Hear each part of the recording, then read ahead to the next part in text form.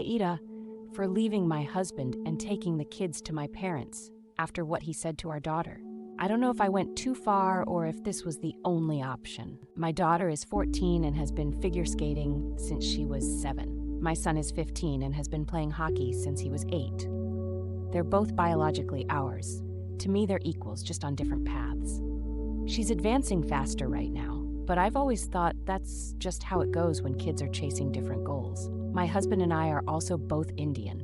I promise that I'm not just saying this to say that. When they were younger, my husband was all about both of them. He'd brag at family parties that we had the next Olympian, no matter which kid he was talking about.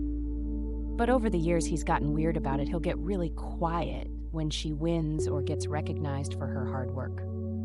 Like when she won a competition, he would barely clap, then sulk the whole car ride home.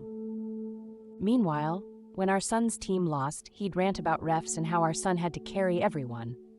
Otherwise, he'd make little comments about how the judges only liked her flashiness, and her being smaller than the other girls was one of her only advantages. This summer it escalated. He started suggesting she should take a break. First, he blamed money, school, injuries. Then he admitted he thought it wasn't fair she was getting more attention than her brother. We fought about this all summer. I begged him not to put this on her. But then one day I walked in and caught him telling her she should let her brother have the spotlight. I stopped it immediately. He seemed to drop it after that, so I thought maybe it was done. Then last week he was away on a work trip, and our daughter came to me crying. She asked me if I thought she was just a diversity pick skater. I told her no, absolutely not, and asked why would she ever think that about herself. She didn't want to explain, but finally she showed me texts from her dad. He'd written things like she only gets ahead because she's brown, that skating isn't for girls like her, that she should quit before she humiliates herself, that she's selfish for taking resources away from her brother. I felt like my heart was being crushed reading it.